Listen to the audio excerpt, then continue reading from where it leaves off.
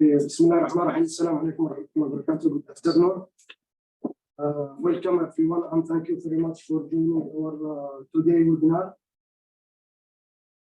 I am Saeed Anwar from SDAIA-KFUPM Joint Research Center for Artificial Intelligence, and I will be the moderator for today's session. This webinar is organized by SDAIA-KFUPM Joint Research Center for Artificial Intelligence and facilitated by KFUPM Institute for Knowledge Exchange. Today we have an interesting topic entitled 3D Vision, Point Cloud Analysis and RGB-D Saliency Detection. Kindly be informed that you will be muted during this webinar, and this session will be recorded automatically. And if you have any question, please drop your question in the question box or raise your hand, and your questions will be answered at the end of this session. Our today's speaker is Dr. Saeed Anwar.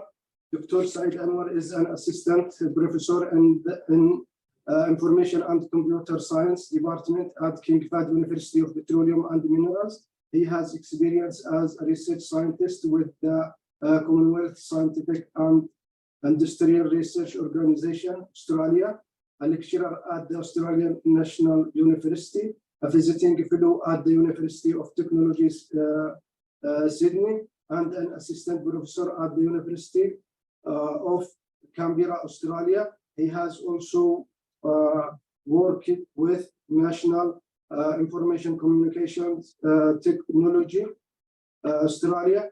He received his Ph.D. from the Australian National University and the National Information Communication Technology, Australia. His current research interests include computer vision, image processing, 3D vision, and machine learning. He is an author of more than 60 publications. He has published in top-tier conferences and journals, including one Best Paper nomination in CVPR and a Best Paper honorable mention in pattern recognition. Dr. Anwar has a strong teaching experience in many reputed universities and substantial industry presence. Dr. Saeed, please go ahead. The floor is yours. Thank you for the nice introduction. So today, inshallah, we are going to start with 3D vision, point cloud analysis, and RGBD saliency detection. Actually, they are two different papers. Okay, so they are actually two different papers, but one is from TPAMI and the other one is from TPAMI as well as the CVPR. So first of all, I'm going to talk about a plug and play for the point clouds. But before going to the point clouds, first we need to understand what are the basics. So first we go with the basics, and then I will explain the methodology, and then we will see whether we have anything or gain anything out of that methodology. So what is 3D? It's a common word we listen about nowadays in normal life, 3D movies, 3D games. But what is in fact 3D? So 3D is something that have depth, the depth perception. For example, if you look at our eyes, the most powerful thing in our eyes is the stereo matching and making it that we see that how far you are from me. But if you close one of your eye, the depth perception goes by. Okay.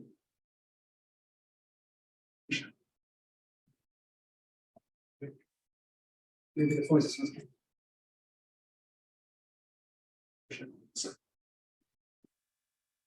at the end, the questions. Right. Is there a question? Hi, it says.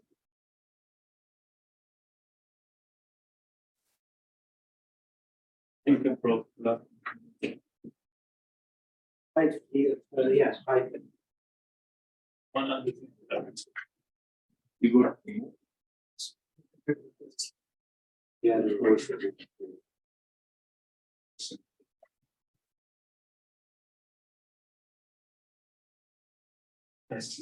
Okay.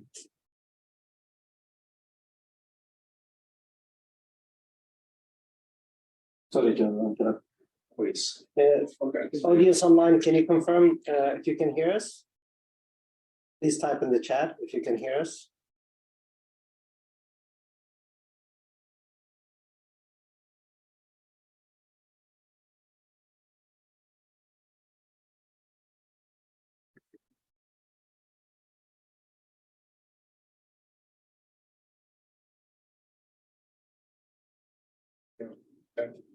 Oh, okay, okay, thank you. You can enable the chat. And if you can speak up, I think the mic is here. Oh, The mic. that's fine. With your settings. The arrow small next to mute. Go to mute. Okay, so it's taken from here. Is it? Yeah, equal. Yeah, okay, that's fine. If you can just speak up for A little bit more. Okay, that's fine.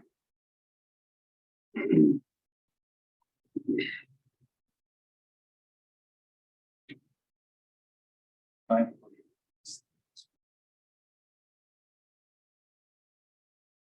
Okay, so we were talking about the 3D. So 3D is a very important aspect in our lives. So like even with our eyes, if one of our eyes doesn't work, then we will not be able to see further. It's difficult if somebody loses one eye, it's difficult for him to catch a ball or see how far something is from him. So this is very important. So the main thing here is that we had images, but we can't see how far is the thing in that image. To give this information, we need the depth of that image. So once we get the depth, we are able to know that how far it is. So there are different kinds of 3D data available. The first one is actually point clouds. So what is point cloud? Point cloud is just a 3D point space. So point here, and point here, point here, all of these points are called point clouds. Okay.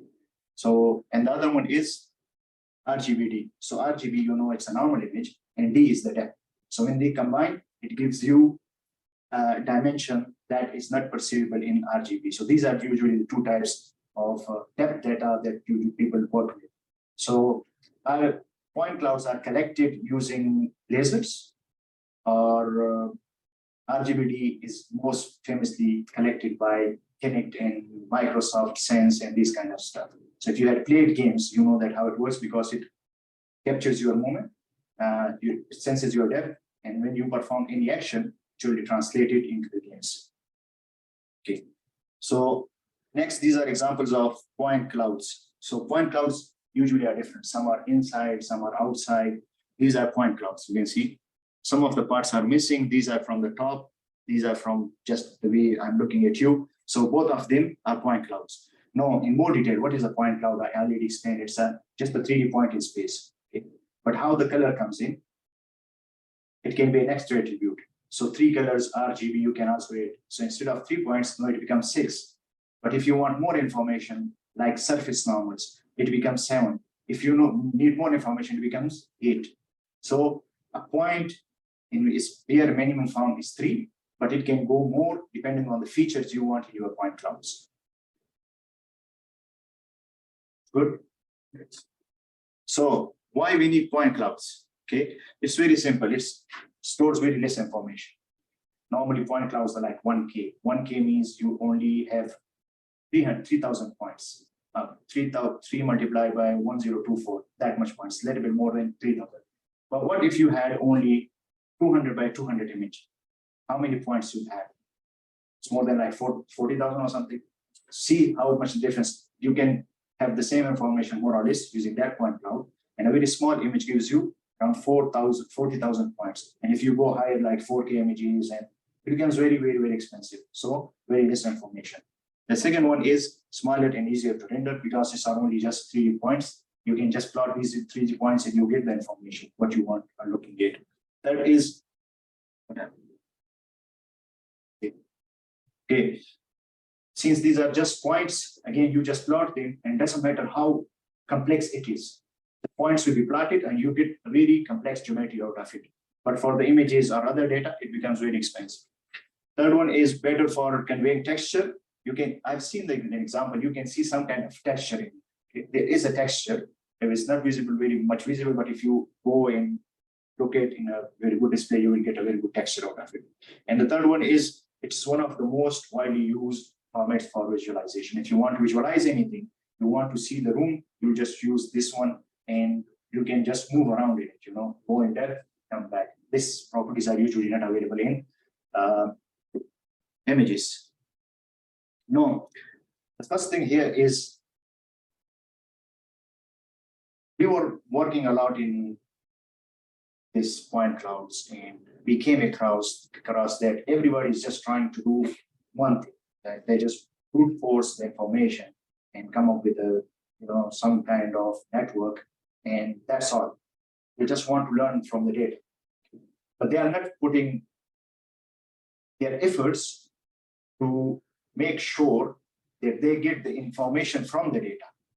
Okay. So what we got, that the first thing is that really, so three things are missing, but the first thing is that the importance of feature representation. Okay. So since it's working on the features, we thought that why not to give them defined features rather than just giving them raw features. So this is what we did.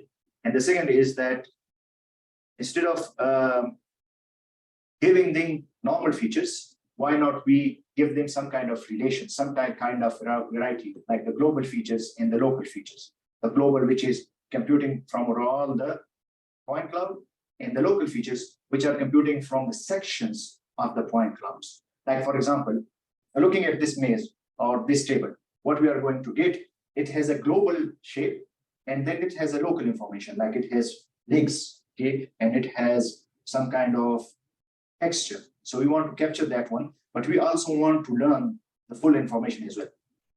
This chair is a little bit different, but you can see that there are chairs which has 4 legs as well, but this global shape is different. So to differentiate between these two ones, we focused on variety of point cloud context, means like the point clouds in context. And the third one is the global perception, that how to see the information from a bigger perspective, okay? Looking all the information from there. So like looking into the point-wise information, looking at the feature-wise information, looking at the channel-wise information. That's what we wanted to get from this. So for this, what we did is we wanted to come up with a new module rather than coming up with a new structure, a new framework. We decided that we would come up with a module that would help increase the performance of the current state-of-the-art methods. So based on these 3 points, we said, okay, we will make a module, but this module itself will be composed of 2 things. One would be the local context fusion, and the other would be by global bilinear regularization. So these 2 I'm going to explain next. Is we are done with the basics. So if you had any question here, you don't understand anything, I'm happy to get your questions, and we can move on to the other sections. Good so far? Yes. Okay. Good.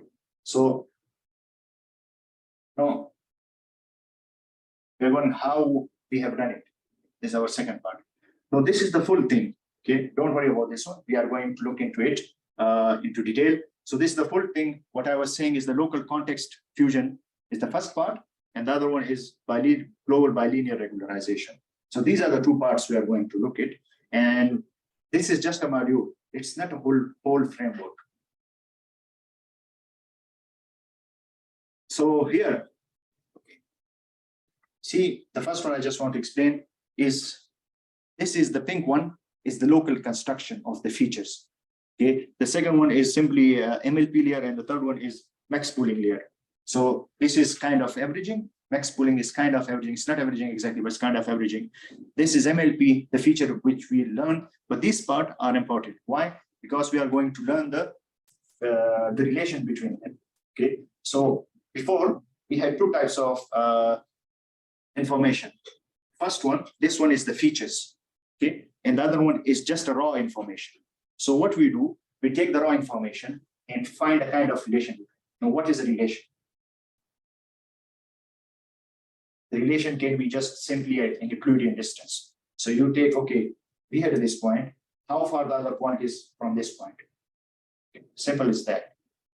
So we do this in features, and we do also this in raw format as well. Okay. By the way, there's no difference between these 2 in structure-wise, but what they are dealing, they are different. Okay, make sense? Okay, so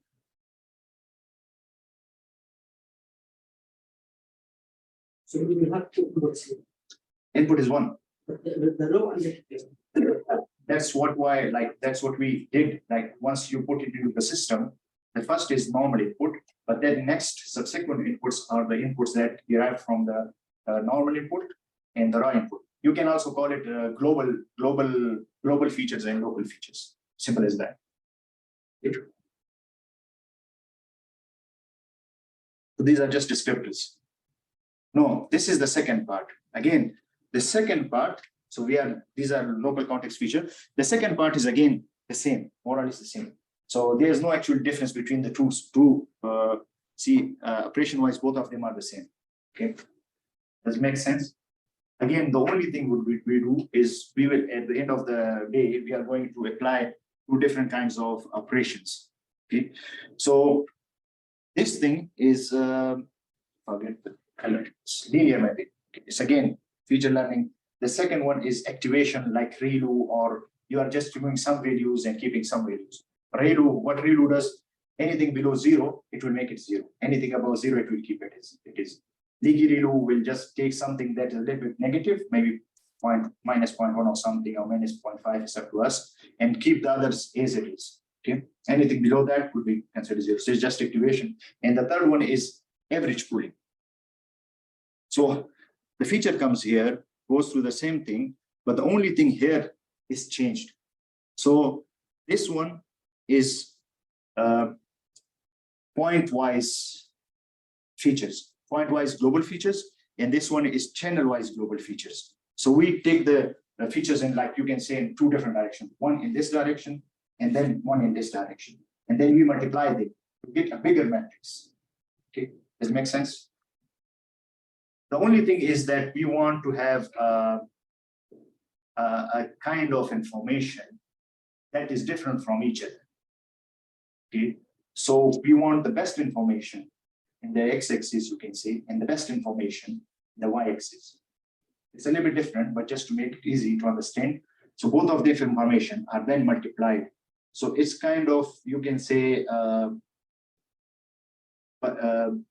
bilinear multiplication, where each input has another input. So you get a very big matrix. Okay. Then what we do, we apply square root and arithmetic mean to make it, like, you know, again, to make it of the same size. There's some information about why we take the square root, but it will go into little more details. Then again, some kind of operation, and then we want to make the offset. Why we want to make the offset? See, it comes from here to here. Look, if I had 5.2, okay, this 0.2 is actually the distinguishing information I want to keep. So if I give the network 5.2, what is going to learn? It's going to understand. It's going to take this 5.2 as a whole and try to process it. But if I want that the network should focus only on 0.2, what should I do? I should remove 5 from it. So this is the actual distinguishing features. We want that features to be kept, and the other features that is common should be removed. So that's what we are going to do here, that we are taking the actual one and subtracting it from the features that has been computed.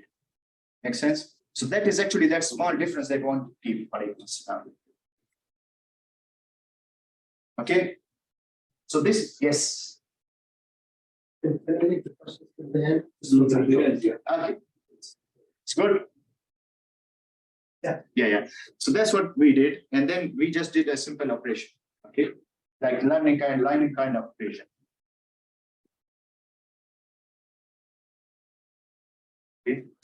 So now we have that specific distinguishing features that are specific to this kind of like, you know, at the start it was a guitar. So the features which are more distinguishing for the guitar, we are keeping that, and we are moving the common features. And then we just apply the activation to remove the features, to remove something that is negative. That's all.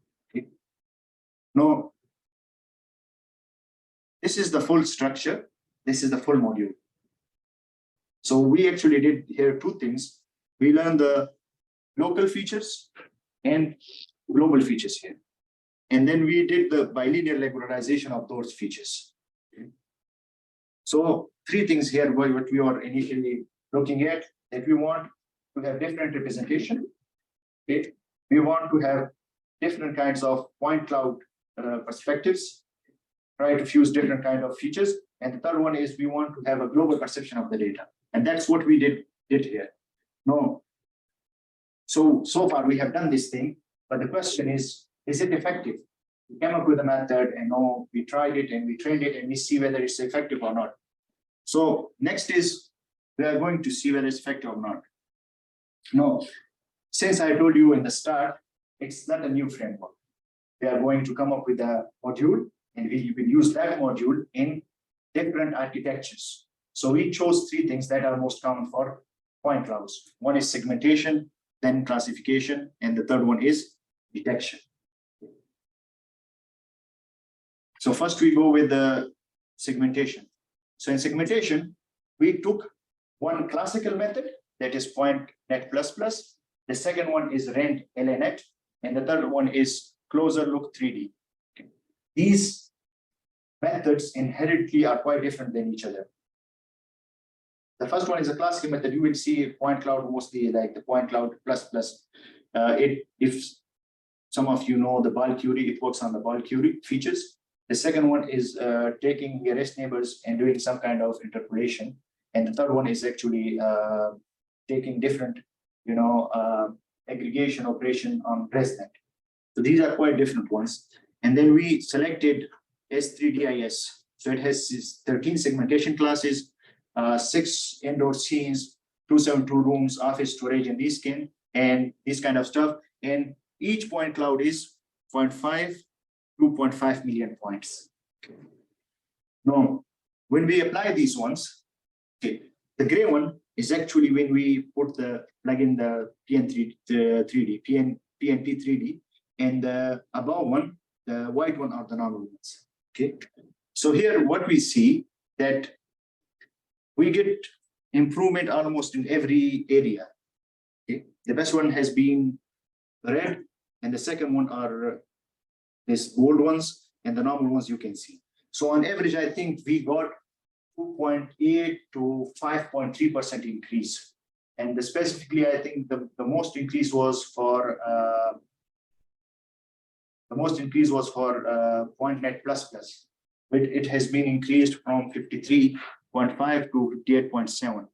And almost in other places, like these are the most modern ones, we get like 3% increase each. Now, for sure, these are numbers, it's not interesting. You just see, okay, these numbers are good. But if we go visually, so the first one, you can see the input. The second one is the ground truth. Third one is the baseline, which means that one of the baselines we used, I did use 3.1, point.net++, rend-LNet, and closer 3D. Remember which one is it? Okay, it's rend-LNet. This is our result, and this is the improved area. So, okay, let me go here. Let me see. So you can see here, these are misclassified. See, these green ones are misclassified. Here it's classified correctly. You can see the blue area. I didn't know that it's a touch screen. So this one is the blue area here. I don't know what kind of color is it. It's very difficult for me, but cyan or something. Yeah. And the pillar has been, see, very beautifully constructed.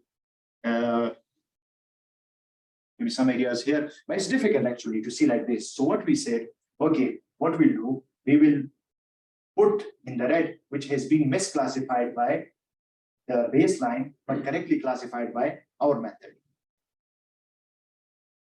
So these areas are actually misclassified by the baseline, which is rend-LNet, but correctly classified by our method. So it's more visible and easy to understand. No, the second one is classification. Okay, again, we take 3.1. One is the classical one, and the second two RSCNN, and the third one is DGCNN. These are the recent methods.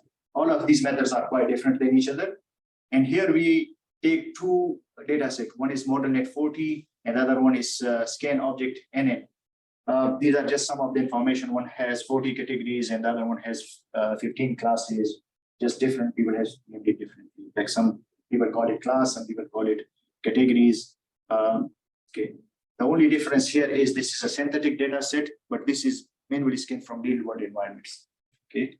So again, you can see the information here. The best we get is DGCNN.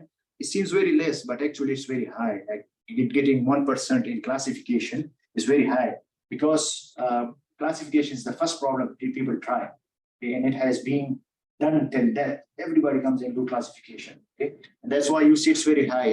If we go back, you will see segmentation is around, I don't know, 60 or 70. Classification is normally like 93, 95. And if you go image classification, it's point cloud classification. There's some are like 99 or something on some data sets. So again, very good improvement in the gray ones. And you can see actually, so again, maybe like 3 to 2% increase in every method. No, okay. So we wanted to see why it's doing better, you know, why our method is doing better. So what we did, we plotted the baseline network, their features and their focus, and we plotted our method and their focus. What we found that the baseline is actually just focusing on some middle parts, okay?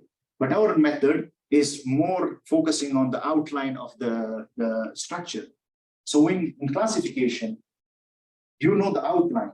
It's easy to classify. You know, if you know the outline of a bottle and you know the outline of a laptop, it's easy to classify. But if you are focusing on the middle, it's difficult because there's more common things. Okay? So that's why our method was doing better in this case. No, the last one is detection. So again, BoxNet, BoatNet, and I'm not BoatNet. So BoxNet and a little bit older, BoatNet was from CPR some 2020. This I think 2021. I'm not sure, but this BoatNet is based on BoatNet. Again, we took Sun RGBD. It's an RGBD data set. Okay, it's not a point cloud. So what they did, they convert it into point cloud. It's possible to do it. So they did this one, and it has more categories, but normally people do it, report maybe like it has 15 or 16, I don't remember. But normally they report on has 10 most common objects. Okay. Again, we get a good improvement specifically for in this one. Good improvement. Here is a 1 or 2% improvement again here. Okay. Now, just to see how it works. So this is one of the scene from a bedroom. So you can see this is a bed actually. Okay. Now, okay. So what people usually do, they go and find the middle point. Okay. So if the votes features are more towards the middle, then what happens? It's better classify or better detect the object. But if it's scattered, what's going to happen? Then they are difficult to classify. So this is the way normally it's done.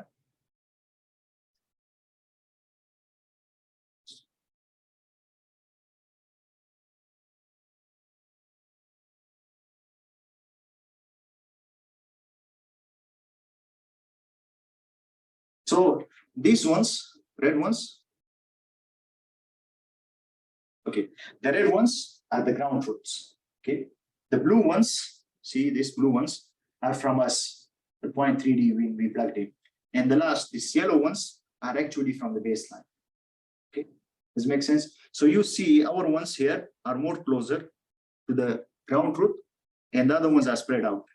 Okay, this it doesn't show, but it's from a different angle. If you see the other ones are just inside near to the red point, which has been covered, and then you can see the yellow, just like a depth one. So you can see ours inside and then the yellow on the outer. Okay. So this is so far what we have seen is come up with a new structure, PN3ND.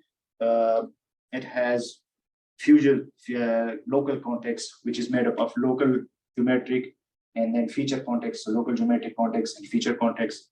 We had regularization based on point-wise features and channel-wise features. The second part, and the third one, we just showed that we have segmentation, classification, and detection. Okay, any question here? So this is point cloud, and this paper was presented in TPAMI 2021. It's actually December 2021. It's not that old, maybe like December, yeah, 1 year old actually. Yeah. So this paper is another paper. It's called UCNet. So we had a CPR paper, then we had a extension, but it was quite different than this one in TPAMI. And this is papers from 2020, and this was nominated as the best, not nominated. So actually it was, yes, it was nominated, not the best paper, but it was nominated as a best paper. Like 10 papers were nominated out of 7,000 paper or something, and this was in the top 10. Okay, so again, it's important to relearn the basics and then we jump. We have it. So before going, what do you think? What is the most prominent object in this figure? Okay. Yeah. Sorry? Buildings. Buildings. Okay. Anyone else? Okay.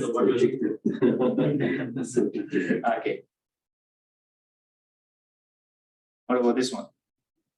Okay.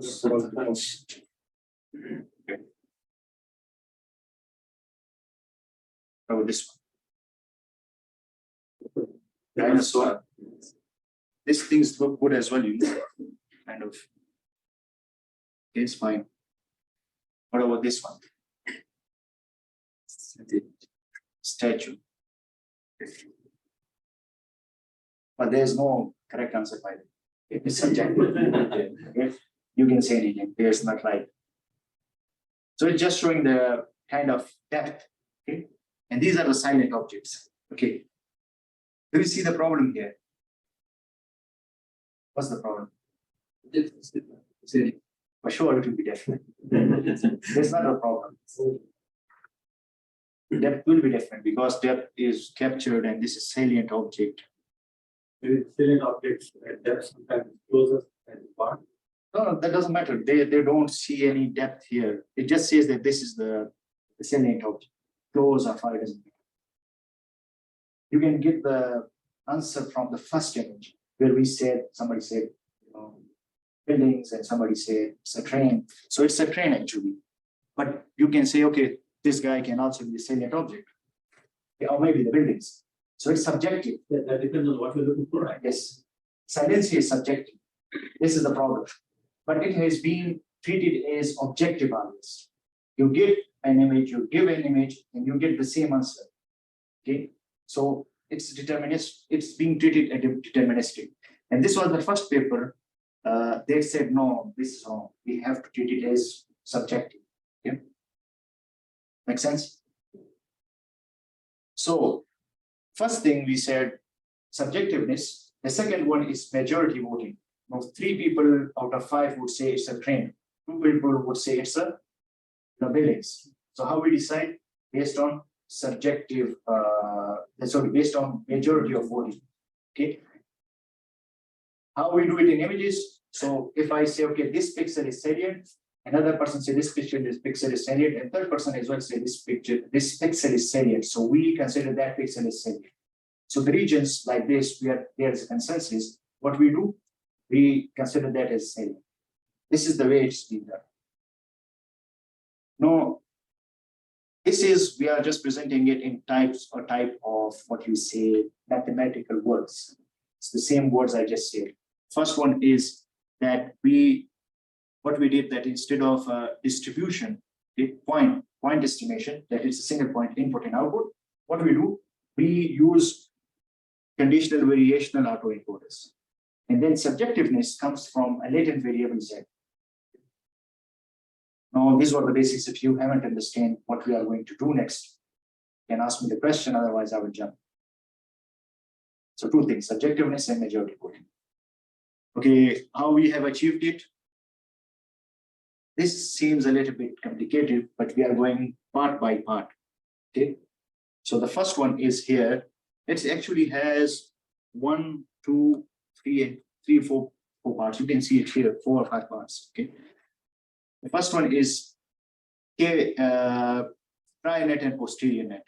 What is prior net? Just simple mathematics. And prior? So prior net is simply the prior information. Posterior is the information that we get after. Simple that. So what we want to do, that both of the information should be similar.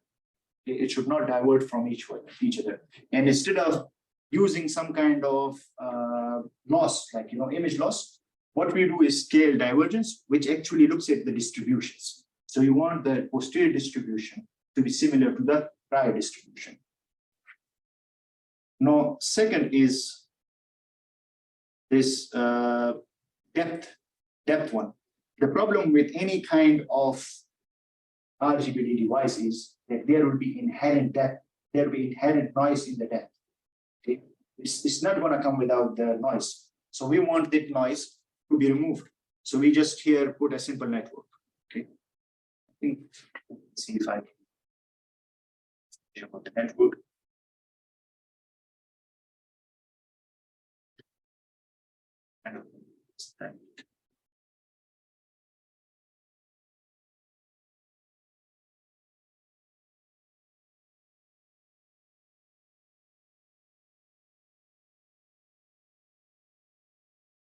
Okay, so it has actually two parts. You can see here is the encoder. This one is the decoder. So encoder is similar to the Saliency net. Actually, it usually shows here, but it's just, it's just disappeared. It's a depth correction network. So this one encoder is similar to Saliency net, which is coming next. And this part are 4 convolutional layers. Decoder is just for 4 convolutional layers. Next is Saliency net. Okay.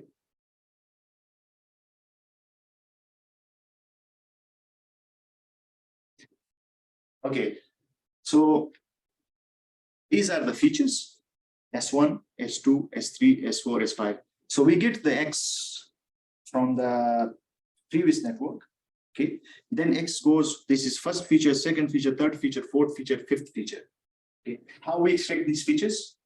It's simply VGG without downsampling. So this is the first 2 layers of VGG, the second 2 layers of VGG, then third, fourth, and fifth, and then we combine all of these, okay, through a dense connection. DSP is just dense connections, like different convolutions combined together, and then we can concatenate them, and then we pass it through a simple convolution layer. Okay, does it make sense? This is just finding the salient parts. Then the next one is,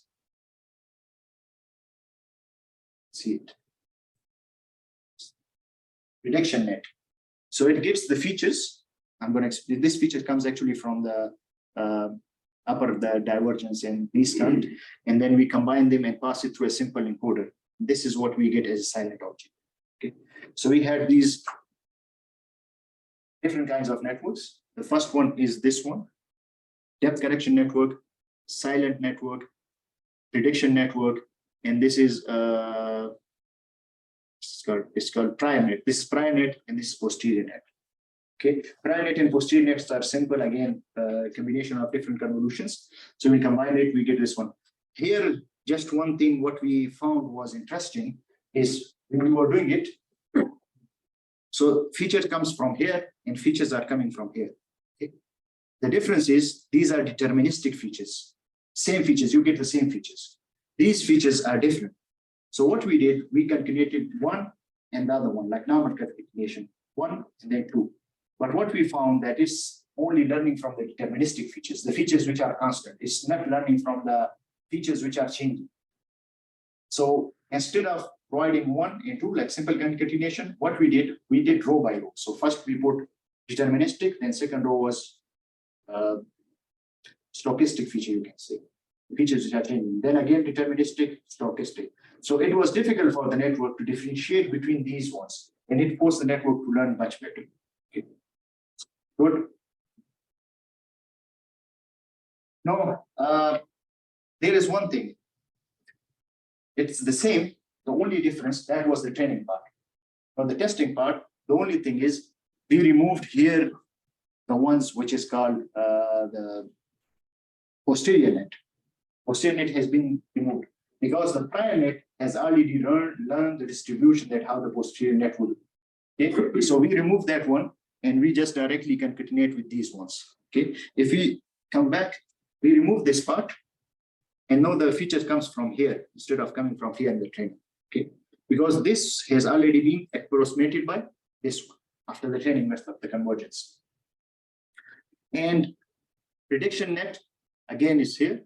This is the prediction net. So the only thing is it comes like here directly. And this is saliency consensus. What does it mean? Voting fast. Yes, see. So where there is same, we get the same. Okay, there's majority voting, we get it. If there is no majority voting, it has been considered as zeros. Okay, and then just normalizing it. Makes sense? 3 different voting schemes, all of them combined, we take the one with the majority. And then we apply some kind of just normalization or making it probability, something like that. Now, the question is here that the data set which are available are already in a form that once, for example, if somebody said, okay, the horse is the silent, it will remain the salient of that. It's not going to change. So how to create new data? That's important. So what we did, we apply hide and seek. Okay. So in hide and seek, so see, okay, this is the salient object. Okay. This is fine. Next, we hide the salient object for the next separation. Okay. So instead of giving this the salient object, we get another salient object. Okay. So first was this, and then when we hide it, we get another salient object. We are going to hide this one again. See, we hide the first 2. We got another salient object. There's another salient object. And we hide them again. We just get another salient object. So this is how we created the things. So if we, like for example, we know that horse is salient, so we just put the horse, hide it, and then the network is going to predict something new that is silent. We keep this, and then we hide that, and then we again hide something new. So this is what we do: hide and seek, hide and seek. This is how we create the new data set. Okay, again, things have been done here. So far, so good. Any question I'm here? Otherwise, we jump again what we have achieved so far. So we did a very extensive evaluation using 6 data sets. 5 of them are old, not old, but really standard. And the 6th one is SIP, salient, I think persons, something like that. And we apply 4 metrics. 2 of them are very normal, you know, that mean absolute value or mean absolute error and F score, and the 2 ones are being recently proposed, which is E measure and S measure. So these are a lot of models we compared against. I don't know, maybe like 14 plus 12 or something like 28 models. So each of them we compared, and strangely, or you can say because of better modeling, we are able to outperform all of them. You know, by good margin actually. So like C 0.11 or something. So it's a good margin. Okay. Then some plots which is difficult to analyze here, but this red one is actually ours. Simply, so it's on the top. That's the point we want to convey, that our one is doing the best. Okay. This shows that what kind of methods are, you know, here. And these are data sets. So NLPR, NDS, SSB, and NJU2K, these are the data sets. These are the methods, and our one is the red. Just show that how diverse we can create different figures. So see, this one is ours, this one is ours, this one is ours. All of the 3 are ours. And these are ours as well. Well, but different configuration, like MH1 is different heads, and the second one is different heads. And these are some old, some method, not old, but one of older than us. So this is the ground truth, and you can see we can create a very huge number of ground truths or predictions based on the method that saliency can be subjective. Again, some more examples. You can see this is the ground truth, but we are able to create different salient objects as well. Okay, now you may ask me the question that once I think that is diverse, what's going to happen? If I'm creating something that's not the ground truth, what's going to happen? I'm going to get bad results in numbers. If I compare something that is, suppose here the silent object is bottle, but I'm predicting the laptop is a silent object, I'm going to get very low score. So how I'm getting very high score here? So if you remember, I said that we have a latent variable Z. The latent variable actually comes from posterior, and that changes. So if you keep it smaller, so what you are going to get, you get fixed results. So it's going to always give you border. But if you want the diversity, make the Z larger. So this is how we just make it smaller and we get very good result. But if you want more diversity, then we just make the Z. And other thing is that where you fuse the Z, the latent variable that comes from the prior net, is actually shows you how good your result will be. If you put it far, then it's possible you will get bad results. And if you put it very early, again you will put bad results. And we can use we haven't tried this one. This was just a future work, but it never happened. But if you want to see what will happen, just use NL, the care loss, and it can lead to better performance. Courses are available, papers are available. It's there. If you go to my website, you can find there as well. Okay. Something old, but it's good. Okay. But still, I have these two numbers. So the message was fine. Yeah.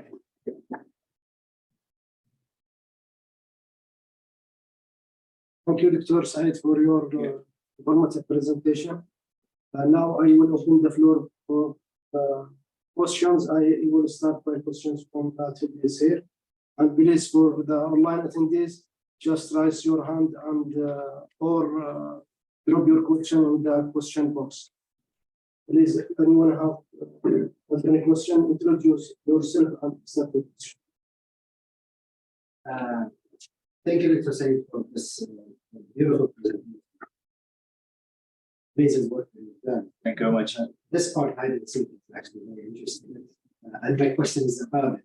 Yeah. So when you decide on how you actually hide things and decide that another object is actually the same object, is this manually done or is this by the network? By the network. By the network. So Yeah. So what we did actually, when we trained the network, we just simply went in, like network always gives you a silent object. We just hide them and put the image again. It gives you another silent object. But wouldn't the network now fixate on this kind of gray object that you created rather than the hiding the object? Or do you have any? No, it's the same. It's the same. We just hide it. How you hide it? Be more looking at the background picture, Like this. but in some images, those gray patches might itself look slated. Yeah, it's possible. But there's always like it's not a perfect system. You have to go manually and see it. Now, my other question is related to the Z dimension, the latent space that you mentioned. So, what you're proposing here is more of a stochastic way of looking at it. So, if you increase Z, that means you're looking at the search space kind of for the latent space.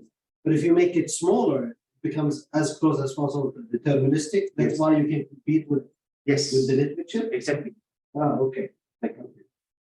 The more smaller it is, you will get consistent performance. The more bigger it is, you will get variable performance. So you just made it smaller to compare. Yes. But that's not the whole objective. It's like Z is more.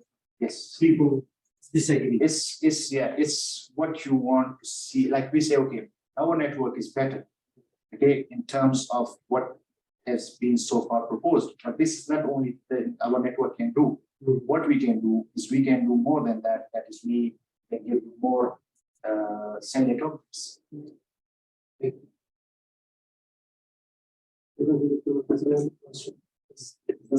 My example from Saeed for the presentation. I was just wondering regarding the point cloud plug and play one. Yes. So if I understood correctly, it's we put it at the start, we plug it at the start of the network. Yes. Okay, so where do we insert it within, let's say, .NET++ or PGCNN or any other? It can be after every module, or you can place it where you want. Normally, what we do, in every point cloud model, there is a big. We just try to modify the big. We don't play with other stuff. Like for example, you say, I will give you a simple example. You have been if you are doing classification or fine grained classification. So people use ResNet 50 is big. So ResNet 50 is there, but then you had some extra things going on. So we are not going to change the extra thing. We are just changing the deck, whatever they use. So after every module of ResNet 50, you can put the plugin play. We have shown that this is our plug and play is different than others. I haven't put it there in ablation studies. If you go, people have designed plug and play specifically for segmentation, classification, and specifically for detection.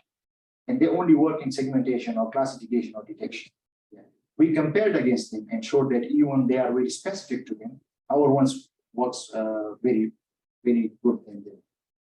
Yeah. And just from technical point of view, does it keep the same, let's say, number of features for each point as it is, or does it depends on? Look, there is a little bit like this again. There's a comparison on the question you are asking. The number of like the size of the network increases for sure. Yes. But is it increasing much more as compared to the performance we are getting? This is the question. No, the increase in latency or increase in computation time is very minimum as compared to the output we are getting. So the output actually or the performance outperforms the overhead we are getting in the network. Yeah. It's a very good question. It's already because in application studies, normally people don't discuss in the dissertation become boring. And you see there was like minimum equations because with equation people become bored and it's very difficult to understand a very small amount of time. I'm interested in the specifically. That's why. Yeah. That's a good question. The species is important. Yeah. Why still Yeah. It's good. Any more questions? Why explanation my name? Yeah, we met before. I know in the office. Yes. Yeah. So, Dr. Malik, my name.